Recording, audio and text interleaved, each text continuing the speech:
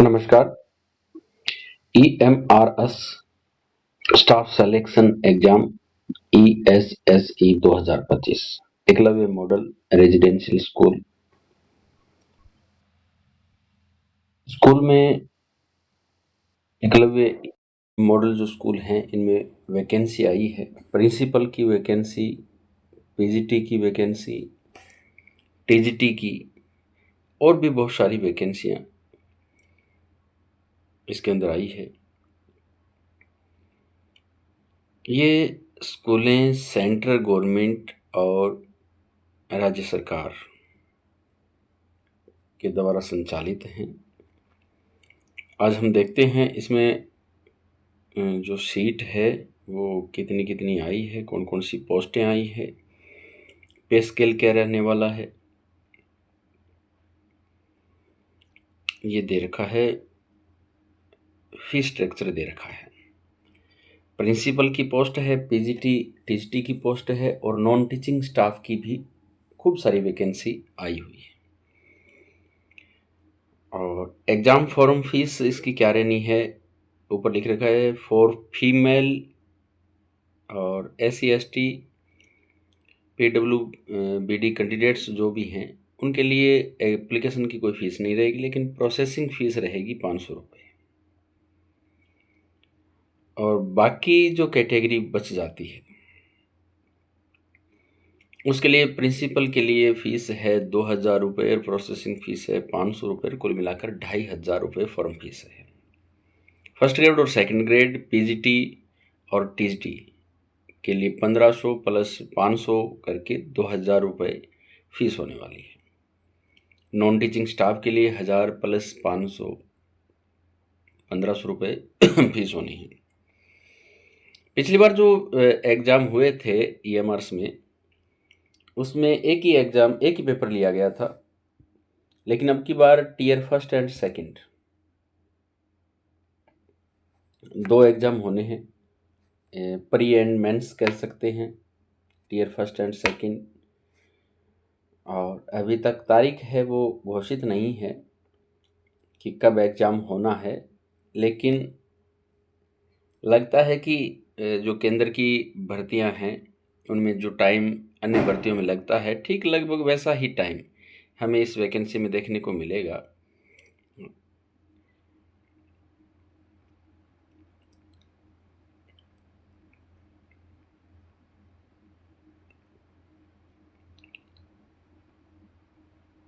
पचास पेज में एक खूब डिटेल में विज्ञप्ति EMRS के अंतर्गत जारी की गई है। ये देखिए, पोस्ट दे रखी है। प्रिंसिपल की 225 पोस्ट है, पीएचडी में 1460, टीजीटी में 3962, फीमेल स्टाफ नर्स में 550 पोस्ट है, हॉस्टल वार्डन में 635, अकाउंटेंट में 61 पोस्ट है, जूनियर सेक्रेटरिएट असिस्टेंट GSA में 228 है, लेब अटेंडेंट में 146 पोस्ट है। टोटल 7267 वैकेंसीज हैं। और ये अलग अलग कैटेगरी वाइज प्रिंसिपल की सीट दिखा रखी है। 225 में से अगर हम बात करें, जनरल कैटेगरी में 116 है, OBC नॉन क्रिमिनल में 60 है, SC में 33 है, ST में 16 है। ये 225 सीटें बनती हैं। लेकिन सबसे आकर्षक जो एग्ज़ाम पीजीटी का माना जाता है, प्रिंसिपल की सारी योग्यताएं हर कैंडिडेट के पास नहीं होती हैं।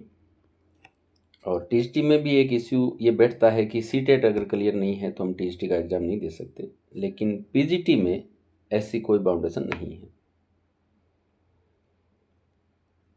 पीजीटी में अगर हम बात करें तो इंग्लिश में 112 पद हैं, हिंदी में 81 पद हैं, मैथ्स में 134 है, केमिस्ट्री में 169 पद हैं, फिजिक्स में 198 पद हैं और सबसे ज़्यादा फिजिक्स के ही पद होने वाले हैं। बायोलॉजी में 99 है, हिस्ट्री में 140 है। हिस्ट्री में खूब सारे पद हैं, 140 पद। और ज्योग्राफी में 98 पद है, कॉमर्स के भी 120 पद हैं, इकोनॉमिक्स 155 पद हैं। कंप्यूटर साइंस के भी 154 पद इसमें रखे गए हैं। इसमें राजनीति विज्ञान एक मेजर सब्जेक्ट होता है अपने राजस्थान में, लेकिन ईएमआरस में, ये जो सेंटर में है, ये सब्जेक्ट वहाँ नहीं है। तो राजनीति विज्ञान की, पॉलिटिकल साइंस की पिछली बार भी वैकेंसी नहीं थी और इस बार भी नहीं है, क्योंकि ये वैकेंसी अक्सर नहीं आती है सेंटर की वैकेंसी भर्तियों में। अगर हम देखें तो टीजीटी में बात करें तो 2550 पद होने वाले हैं। Hindi, English, maths, social studies, science और कंप्यूटर साइंस। और पद आप देख सकते हैं, 424 हिंदी के पद हैं, 395 इंग्लिश के पद हैं और 381 मैथ्स के पद हैं, 392 पद सोशल स्टडीज़ के हैं, एसएस के हैं। साइंस के 408 पद हैं और कंप्यूटर साइंस के 550 पद होने वाले हैं और सबसे अधिक 550 पद कंप्यूटर साइंस के ही हैं। फीस ज़रूर थोड़ी ज़्यादा है, और थोड़ी तो क्या कहा जाए, काफ़ी ज़्यादा है। और राजस्थान में तो वैसे ही इन सालों में जो फीस वाली अगर हम बात करें तो ओटीआर का सिस्टम चल रहा है, तो हम सब कैंडिडेट्स के लिए, राजस्थान के विद्यार्थियों के लिए एक बहुत बड़ी रकम हो जाती है। अगर 2 सब्जेक्ट से फार्म भरना हो, किसी को टीजीटी और पीजीटी दोनों भरने हो, तो ये 5,000 रुपये से कम का खेल नहीं है।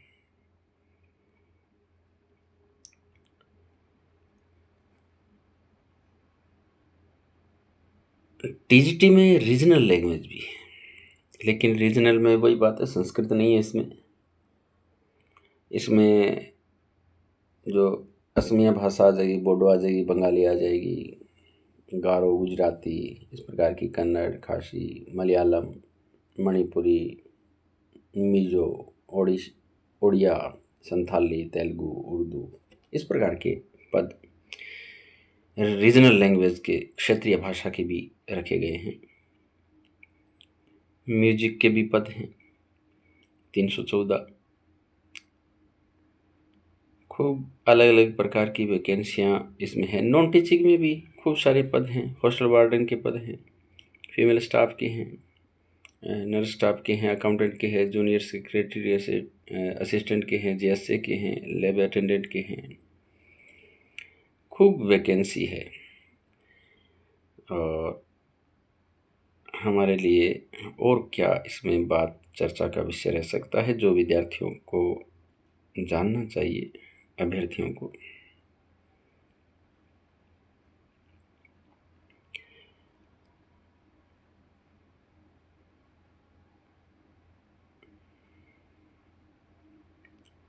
ये पे लेवल दे रखा है प्रिंसिपल का, L12 में आ जाता है 78,800 रुपये। पीजीटी में L8 आ जाता है, टीजीटी में L7 आ जाता है, लाइब्रेरी L7 है, art, music, physical education teacher जो भी हैं मेल फीमेल, उनमें भी L6 आ जाता है। और scheme of examination, tier first में इमर्स staff selection exam 2025 will be conduct in MCQ, multiple choice questions आने हैं, OMR बेस्ड एग्जाम होना है, पेन पेपर मोड होना है। और सेकंड में भी ध्यान कर सकते हैं कि OMR बेस्ड ही एग्जाम होना है।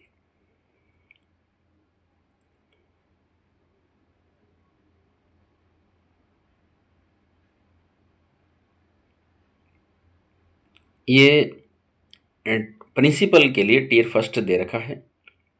टियर फर्स्ट लगभग सभी में सेम है, लेकिन एकदम सेम तो नहीं कह सकते, लेकिन ठीक ठाक मिलता जुलता सिलेबस हो सकता है। रीजनिंग, न्यूमेरिक एबिलिटी का 10 प्रश्न आने हैं, 2 घंटे का टाइम मिलना है। जनरल अवेयरनेस है, ये भी 10 प्रश्न 10 नंबरों के आने हैं।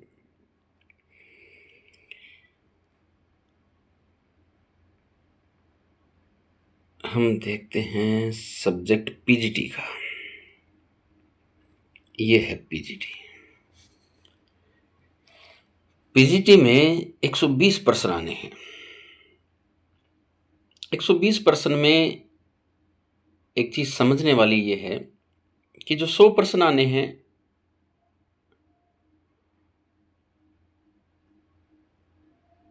उनसे तो मेरिट बननी है टीयर फर्स्ट की, लेकिन मेरिट तभी बनेगी जब पार्ट 6 जो लैंग्वेज वाला दे रखा है, जिसमें 10 प्रश्न अंग्रेजी के आने हैं, 10 हिंदी के व्याकरण के आने हैं, उन दोनों में अलग अलग अगर हम 40% अंक प्राप्त करते हैं, 10 प्रश्न आने हैं हिंदी के, तो उसमें से कम हमारे 4 प्रश्न सही हैं। और ऐसा ही अंग्रेजी के साथ है कि अंग्रेजी के भी हमारे 4 सही हैं,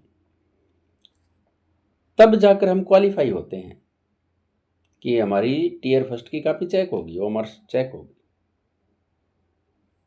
और फिर इसकी मेरिट बननी है टीयर फर्स्ट की। और टीयर फर्स्ट का जो रेशो रहना है कि कितने लोगों को इसमें फर्स्ट फेज में पास किया जाना है, तो अपने जितनी वैकेंसी है उससे 10 गुना पास होना है। एक पोस्ट के लिए 10 लोगों को टीयर फर्स्ट में पास किया जाएगा और फिर उनका टीयर सेकंड होना है।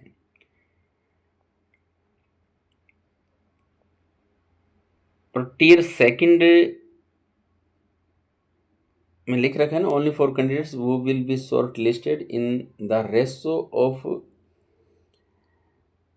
1:10। जो शॉर्ट लिस्ट किए जाएंगे टीयर फर्स्ट में, उन्हीं विद्यार्थियों को, उन्हीं अभ्यर्थियों को एग्जाम के लिए बुलाया जाएगा, टीयर सेकंड के एग्जाम के लिए, और पूछा जाएगा सब्जेक्ट नॉलेज। इसमें ऑब्जेक्टिव और डिस्क्रिप्टिव दोनों प्रकार के प्रश्न आने हैं। 40 प्रश्न ऑब्जेक्टिव आने हैं और 15 डिस्क्रिप्टिव आने हैं। 40 जो ऑब्जेक्टिव आने हैं, MCQ आने हैं, वो प्रश्न 1-1 नंबर के आने हैं, लेकिन 15% जो डिस्क्रिप्टिव हैं वो 4-4 अंक के आएंगे। कुल मिलाकर 3 घंटे का समय दिया जाएगा और 100 नंबरों का ये पेपर होना है।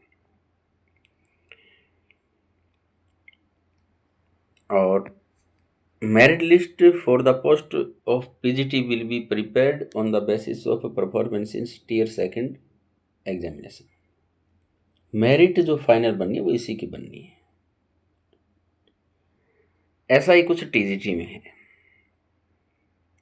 TGT में इंग्लिश, हिंदी और रीजनल लैंग्वेज के अलग अलग 10-10 प्रश्न आने हैं। रीजनल के PGT में नहीं आएंगे। PGT में 120 प्रश्न आ रहे हैं, जिसमें 100 के बाद जो 20 प्रश्न हैं वो 10 प्रश्न हिंदी और 10 प्रश्न अंग्रेजी के हैं। लेकिन PGT में तो ऐसा था, लेकिन TGT में 10 प्रश्न और ऐड कर दिए गए हैं, और वो किसके कर दिए गए हैं? रीजनल लैंग्वेज के कर दिए गए हैं। और उसके बाद फिर आपका टीयर सेकंड होना है, जिसमें वही शेड्यूल रहेगा 40-15 का ही। 55 प्रश्न आने, 100 अंकों के आने, 3 घंटे का समय दिया जाएगा। इसी प्रकार हॉस्टल वार्डन आदि में जो एग्ज़ाम होना है वो इसी प्रकार का एक ही शेड्यूल है लगभग।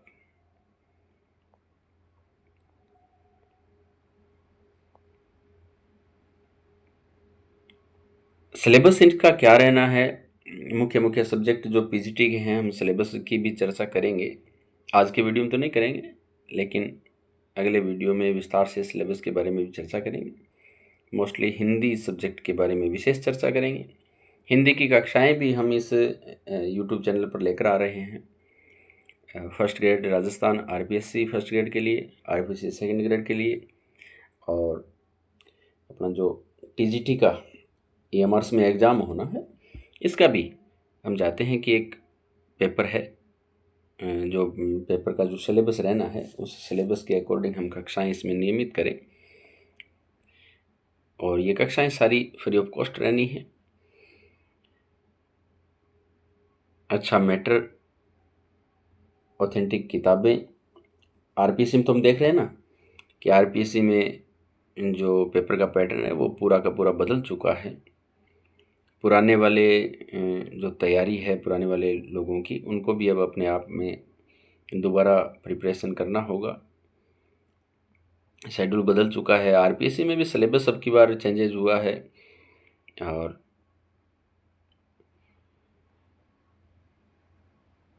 एज लिमिट प्रिंसिपल की 50 साल बताई गई है। बाकी तो योग्यताएं PGT वाले के पास मिल जाती है, लेकिन एक्सपीरियंस उसके पास नहीं मिल पाता है, तो ये समस्या रहती है। और अगर प्राइवेट स्कूल में पीजीटी की पोस्ट पर अगर पढ़ाने वाला भी है तो भी उसे 12 साल का अनुभव चाहिए। 12 साल का अनुभव अमूमन नहीं मिलता है, और जिसके पास 12 साल का अनुभव है वो फिर तैयारी करने नहीं कर पाता है, कम कर पाता है। उम्र के अनुसार उसके पास घर की जिम्मेदारियां भी बढ़ जाती हैं। और पीजीटी के लिए 40 साल उम्र रखी गई है। बाकी जो सेंट्रल गवर्नमेंट में छूट मिलती है उम्र में अलग अलग कैटेगरी में, वो छूट यहाँ भी दी जाएगी।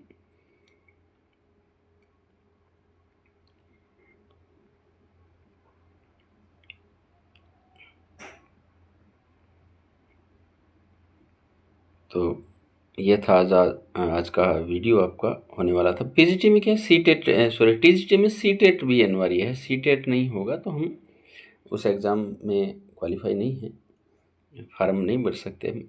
और अगर हमारे पास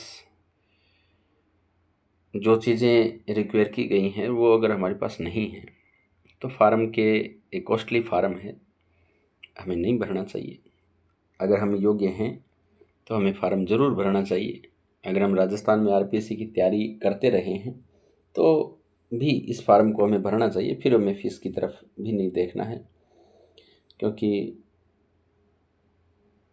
कई बार राजस्थान में 1-2 नंबर से कोई बच्चा रह रहा है, कोई विद्यार्थी रह रहा है, कोई मित्र रह रहा है। यहाँ कई बार अवसर मिल जाए तो अच्छी बात है।